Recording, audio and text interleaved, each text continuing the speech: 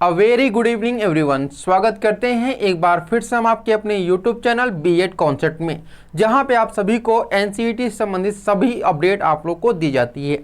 आज हम लोग जो बात करने वाले हैं वह है स्टूडेंट के कन्फ्यूजन को लेकर के। जो लगातार स्टूडेंट यहाँ पर प्रश्न पूछ रहे हैं कि सर 2024 में हम लोग एनसीईटी की तैयारी करें या फिर सीयूटी की तैयारी करें।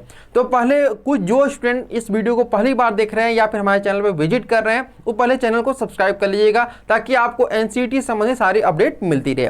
अभी एनसीईटी क्या है और सीयूटी क्या है ये भी मैं आप लोग को बताते चल रहा हूँ। उससे पहले ये सारी अपडेट मैं आप लोग को इस वीडियो में ही देने वाला हूँ कि एनसीईटी क्या होता है, सीयूटी क्या होता है। अगर आप इससे अनभिज्ञ यानी अननोन है बिल्कुल ही सीयूटी से एनसीईटी से, तो इस वीडियो के बाद आप लोग अननोन नहीं रहेंगे बल्कि नोन हो जाएंगे, इससे भली भांति परिचित हो जाएंगे। तो चलिए शुरू करते हैं अपने इस सेशन को। सबसे पहले आपको बता दें कि सीयूटी क्या, एनसीईटी क्या होता है और सीयूटी क्या होता है। तो इसके फुल फॉर्म के बारे में यहाँ पे देखिए, तो एनसीईटी का फुल फॉर्म होता है नेशनल कॉमन एंट्रेंस टेस्ट, इसका फुल फॉर्म होता है, ठीक है। वहीं पे सीयूटी का जो फुल फॉर्म होता है वह होता है आपका कॉमन यूनिवर्सिटी एंट्रेंस टेस्ट होता है, ठीक। अगर हम बात करते हैं ड्यूरेशन क्या होता है, तो ड्यूरेशन जो इसका होता है वह 4 ईयर होता है। एनसीईटी का 4 ईयर का होता है, ठीक है। और यही सीयूटी की बात करते हैं तो अभी करंट टाइम में यह आपका 3 ईयर का चल रहा है, ठीक है। क्या चल रहा है? 3 ईयर का। लेकिन 2024 से जो भी यूनिवर्सिटी NEP 2020 अपने यूनिवर्सिटी में लागू करेंगी, वहां पर जो आपका ग्रेजुएशन है, बीए है, बीएससी, बीकॉम है, वो आपका 4 ईयर का हो जाएगा। अदरवाइज जो यूनिवर्सिटी अपने यूनिवर्सिटी में NEP 2020 नहीं लागू करती हैं, वहां पर आपका ग्रेजुएशन 3 ईयर का ही रहेगा। क्लियर बात है आप लोगों को। अब आगे बढ़ते हैं कि इसमें कोर्स कौन कौन से प्रोवाइड कराए जाते हैं, यानी एनसीईटी अगर हम करते हैं, एनसीईटी का एग्जाम देते हैं, तो हम कौन से कोर्स के एलिजिबल होते हैं। तो इसमें आपके 3 प्रकार के कोर्स आते हैं। पहला जो है आपका बीए बीएड है, सेकेंड आपका बीएससी बीएड है, थर्ड आपका बीकॉम बीएड है। वही अगर हम बात करते हैं कि हम सीयूटी का एग्जामिनेशन देते हैं तो हम कौन से कोर्स के लिए एलिजिबल होते हैं, यानी किस कोर्स में एडमिशन पा सकते हैं। तो हम बीए में, बीएससी में, बीकॉम में या फिर किसी भी अदर जो कि बैचलर कोर्स हो आपका, ठीक है, क्या है आपका बैचलर कोर्स हो, उसमें हम लोग एडमिशन ले सकते हैं। क्लियर बात है आप लोग को। और अगर हम बात करते हैं कि एनसीईटी का जो एग्जामिनेशन होगा वह क्या नाम से जाना जाएगा, तो एनसीईटी का जो एडमिशन प्रक्रिया होगी वह एनसीईटी 2024 के एग्जामिनेशन, यानी इसका जो एग्जामिनेशन का फॉर्म आएगा उसके साथ शुरू हो जाएगा। वहीं पे सीयूटी का जो आपका एडमिशन होगा वह आपका सीयूटी 2024 के नाम से आपका आएगा। अब हम बात करते हैं इसके एग्जामिनेशन के बारे में कि इसका फॉर्म कब आएगा। तो देखिए यहाँ पे ध्यान से कि सीयूटी का जो फॉर्म है वह आपका जो आने की पूरी उम्मीद है वह जनवरी के लास्ट वीक में आने की पूरी उम्मीद है, क्योंकि इसका एग्जामिनेशन डेट जो है वह भी आपका अनाउंस हो चुका है, ठीक है। अप्रैल मई के लगभग आपका इसका एग्जामिनेशन होगा। वह एनसीईटी का अभी जो है एग्जामिनेशन अनाउंस नहीं किया गया है। अगर हम बात करते हैं इसका एक्सपेक्टेड डेट क्या है एग्जामिनेशन का, तो यह भी आप लोग का जून जुलाई के लगभग आप लोग का यह एग्जामिनेशन होगा, ठीक है, या उससे पहले भी हो सकता है, क्योंकि अभी तक एनटीए ने कोई भी अनाउंसमेंट नहीं किया है एनसीईटी को लेकर के। सीयूटी को लेकर अनाउंसमेंट हो चुका है कि आपका एग्जामिनेशन का डेट है वो आपका आ चुका है, ठीक है। अब हम बात करते हैं कि इसमें अगर एनसीईटी का आप एग्जामिनेशन देना चाहते हैं, एनसीईटी यानी कि 4 ईयर बीएड भी आप लोग इसको बोल सकते हैं, 4 ईयर बीएड, ठीक। तो अगर आप 4 ईयर बीएड में एडमिशन लेना चाहते हो उसके लिए क्या क्वालिफिकेशन होना चाहिए, तो आप या तो 12th पास हो या फिर 12th के अपीयरिंग हो, तो आप इसका एग्जामिनेशन दे सकते हैं। उसी प्रकार से सीयूटी में भी देखिए, तो सीयूटी में भी आपको 12th पास या फिर अपीयरिंग होना चाहिए। अब एज क्राइटेरिया के बारे में बात करते हैं कि कितनी एज होनी चाहिए, मिनिमम एज। तो मिनिमम एज की कोई भी क्राइटेरिया नहीं रखी गई है, ना ही मैक्सिमम एज की क्राइटेरिया रखी गई है। सेम वही यहाँ पर भी है सीयूटी में भी कि कोई भी एज की बाउंडेशन नहीं है आपको मिनिमम और मैक्सिमम में। इसके बाद हम थोड़ा सा और आगे बढ़ते हैं कि और क्या क्या इसमें हम लोग देख सकते हैं। तो फोकस क्या किया गया है, यानी अगर हम बात करते हैं आप लोग का एनसीईटी को लेकर के, एनसीईटी 2024 और ये आपका सीयूटी है, सीयूटी 2024। तो यहां पर देखिए जो फोकस किया गया है एनसीईटी में वो किया गया है 21st सेंचुरी के स्किल के बारे में, यानी कि इसमें इस प्रकार से आप लोग को पढ़ाया जाएगा कि आप एक स्टेज के पर्टिकुलर स्किल आपके पास आ जाएगी। यानी इसमें आप लोग का जो स्ट्रक्चर बनाया गया है वह कौन से स्ट्रक्चर के हिसाब से बनाया गया है, 5+4 5+3 3+3+4 ये इसका पैटर्न है। इस पैटर्न पे ही आप लोग को यहाँ पर क्या है पढ़ाई कराया जाएगा और इसी पैटर्न पर आप लोग को स्किल डेवलप कराया जाएगा।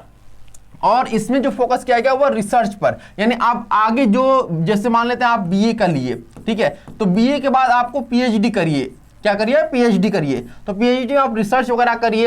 अब एमफिल जो था पहले वो एमफिल को हटा दिया गया है, अब सीधे आप बीए करने के बाद आप लोग एमए चाहे तो एमए कर सकते हैं, एमए नहीं करना चाहते हैं तो डायरेक्ट आप क्या कर सकते हैं पीएचडी कर सकते हैं। ये इसमें रखा गया है, चीजें इसमें फोकस की गई है, ठीक है। अब इसमें हम बात करते हैं मोड ऑफ टेस्ट का। इसका टेस्ट किस प्रकार से होगा, तो सीबीटी मोड में होगा, दोनों का, चाहे आप सीयूटी का देखिए या फिर एनसीईटी का। टेस्ट पैटर्न क्या होगा, तो इसमें भी आपका एमसीक्यू टाइप का होगा और ये भी आपका एमसीक्यू टाइप का ही होगा। और कितने लैंग्वेज भी आपका होगा, तो मीडियम की बात करते हैं, माध्यम, तो 13 लैंग्वेज में आपका एनसीईटी भी होगा और 13 लैंग्वेज में आपका सीयूटी भी होगा। इसके बाद बात करते हैं सिलेबस के बारे में। तो सिलेबस में देखिए यहाँ पर आपको पहला जो आपका है वो है आपको लैंग्वेज, 2 लैंग्वेज चूज करना पड़ेगा, ठीक है, 2 लैंग्वेज, यानी कि अगर हम बात करते हैं हिंदी एंड इंग्लिश चूज करना पड़ेगा, ठीक है। डोमेन सब्जेक्ट जो भी आपका कोर्स हो, जैसे आप बीए करना चाहते हो तो हिस्ट्री ज्योग्राफी पॉलिटी, या फिर आप बीएससी करना चाहते हो तो फिजिक्स केमिस्ट्री बायो, या फिर आप कोई और कोर्स करना चाहते हैं बीकॉम से संबंधित उसका 3 कोर्स, तो ये 3 आपको डोमेन लेने पड़ेंगे इसमें। इसके बाद हमारा जनरल टेस्ट जीटी रहेगा और टीचिंग एप्टीट्यूड रहेगा, टी का मतलब टीचिंग एप्टीट्यूड। वहीं सीयूटी में बात करते हैं इसमें केवल आपको एक लैंग्वेज चूज करना होता है, यानी आप चाहे हिंदी लीजिए या फिर आप इंग्लिश लीजिए, कोई एक आपको लेना होता है, ठीक है। इसके बाद यहाँ पे हम बात करते हैं आप लोग का डोमेन सब्जेक्ट।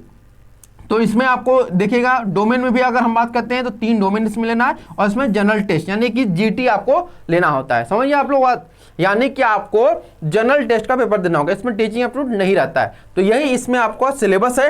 और अगर हम बात करते हैं कि टोटल फीस कितनी आप लोग की लगती है, यानी कि अगर हम आपका बात करते हैं 4 ईयर बीएड की, तो इसमें 4 ईयर में आप लोग अगर किसी सेंट्रल इंस्टीट्यूट से करते हैं तो आपका टोटल जो फीस लगेगा सब कुछ मिलाकर के लगभग 1 लाख रुपए के लगभग आप लोग का खर्च आएगा 4 साल का।